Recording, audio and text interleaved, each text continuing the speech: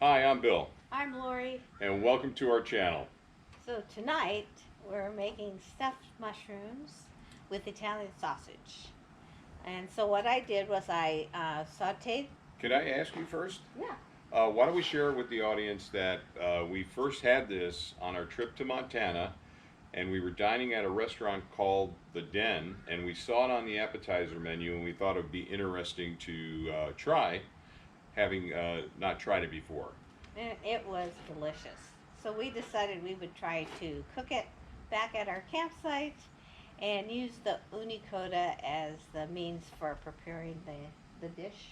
And And it it turned out perfectly. it turned out great, and I'll probably incorporate some of that footage at the Prosser Lakeside Campground where we had a pizza party, and this was one of the two appetizers. The other one was roasted asparagus. So take it away, Laurie. Okay, so what I did was I sauteed the mushrooms, sauteed the sausage and with some onions and shallots. And after the uh, sausage was thoroughly cooked, I drained it and added some Parmesan cheese, some chopped parsley, a little bit of oregano, mixed it all up, and I added some cream just to give it a spreadable consistency. Doesn't have to be too much, but just keep adding it until you think it's good enough or mixed up well enough to stuff into the mushrooms. So what I do is I picked pretty large mushrooms and I just pop out the stem and get ready to fill it. So after mushroom is the stem is removed, I hollow it out a little bit just so that I could get more stuffing inside.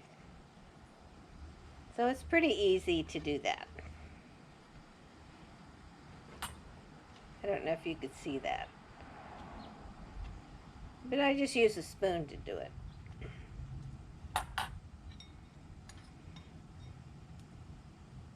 And I'm not too careful about how much I put in. You know, if you have a lot of stuffing, you could put more in.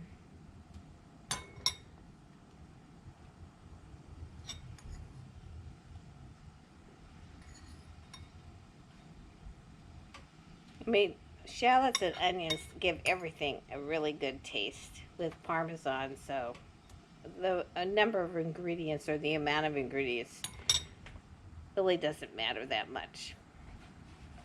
And then I pour a little bit of olive oil over each one. And this is our favorite olive oil from Italy, El Fontanaro. They're a small olive oil uh, grower and manufacturing or processing. Really great olive oil. It makes bread taste extra good.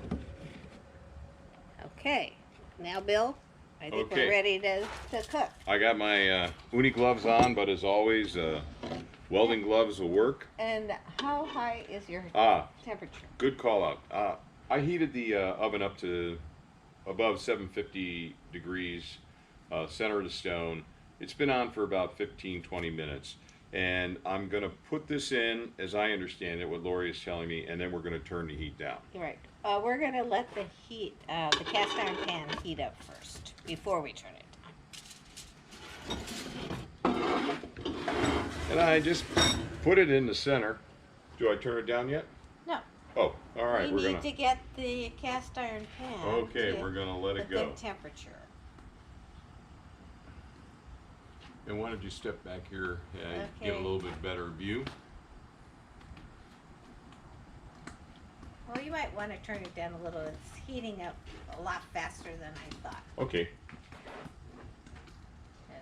that's good.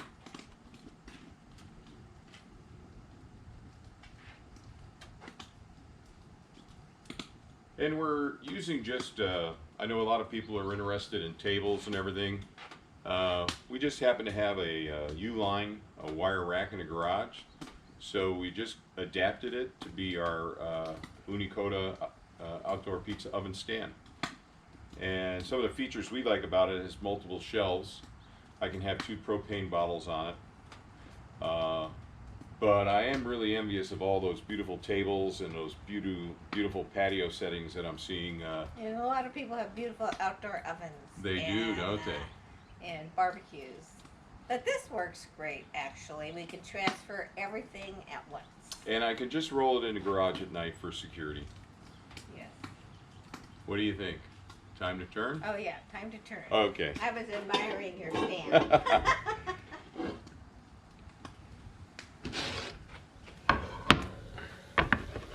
And one thing is, we have the uni set at my eye level. So Bill and I do not have to bend over constantly checking the appearance of our pizza to make sure it doesn't burn. And I want to thank RBI V25, who really put us on to raising the oven up so it's more at eye level, so you're not having to duck over all the time. I really appreciate that. He's one of our subscribers. I'm gonna just take a look. So you don't have to worry about the sausage being undercooked since it's already sauteed and cooked thoroughly.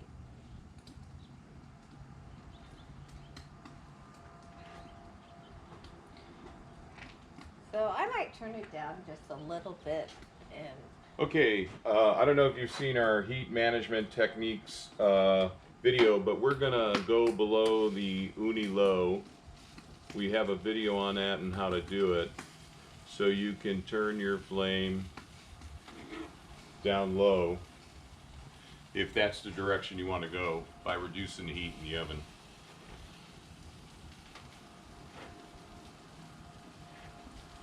And again, we really do make pizzas with this oven, but we just have been able to extend the value of this oven with the Ooni cast iron skillet pan, and we love the dual-sided grizzler plate as well. Really adds a lot of versatility to what you can cook besides pizza in your Ooni oven. I just saw a recipe for ciabatta bread baked in the Ooni Koda 16. So I think that's next on our list. Oh, I thought halibut's next on our list. Oh, well, that's tonight, but in a future video. Yeah. Oh, it smells great. Well, let's take it out so I can see how it looks. Okay.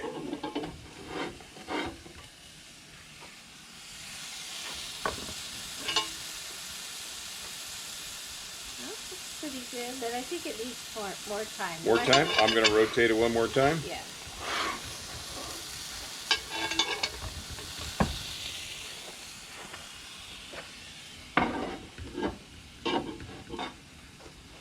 So on our trip, what we did was transfer a lot of the mushrooms to another pan and cover it with foil. That kept it warm, and the other batch we could keep warm in the cast iron pan. And and we have a video coming out on the pizza party we threw at the Prosser Lakeside Campground with 9 of our friends. It was the first time we made, we made That 6 many pizzas. Yeah, and we have a lot to learn, that's for sure. Heat management was still a challenge for us with that many pizzas. But we're working on it. Yeah. And with your comments and tips, we're getting better all the time. We really appreciate your comments and tips. So if you'd like this type of content, please give us a thumbs up. And as always, we welcome new subscribers. Always appreciate it. And we'd like to thank our 209 subscribers. Thank you so much for subscribing to our channel. We really appreciate that. We're going to work hard to produce the type of content you'd like to see, and definitely your comments help us do that, as well as your questions. What do you think? I think it's pretty good. Let's check it out. Okay.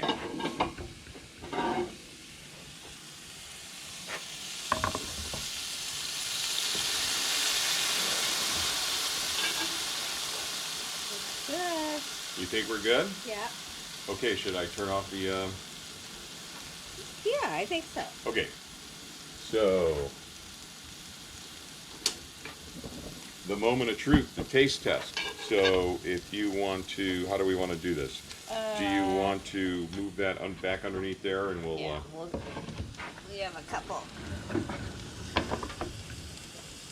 We have our tongs handy. Okay. And we're gonna plate a couple of these and taste them. They were yummy on our camping trip, that's for sure. Okay, I'll hold this while you grab two.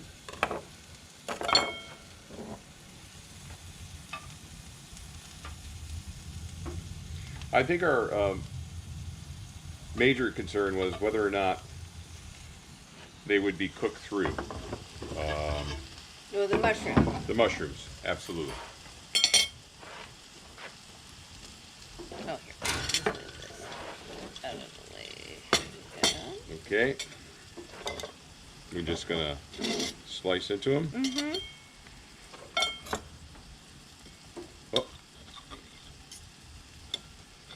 And I don't know if you can see that, but that mushroom is Nicely cooked very nicely. So And let I me think see. we don't exactly know, but maybe it was only about 5 minutes. Yeah, I'm not sure which camera is actually going to get this, but They look awfully hot too. yeah. So I'm going cautiously. I think I'm gonna take a smaller bite. Mmm. Good. What does Guy Fieri say? That's what I'm talking about. Mmm. Very good. Yum. Such a simple appetizer if you're going to be having your uni out anyway, cooking something later on. Like we're going to cook some halibut, I think, tonight, possibly. Might as well try an appetizer or two. Mmm. Well, what do you say we close this out, sweetie? So, Well, thanks for joining us. yeah, and again, if you like this content, please give us a thumbs up. We really appreciate you taking time to check out our videos. We really appreciate any comments you might make. And until next time, See ya. bye. Bye. Good. Yeah, very good.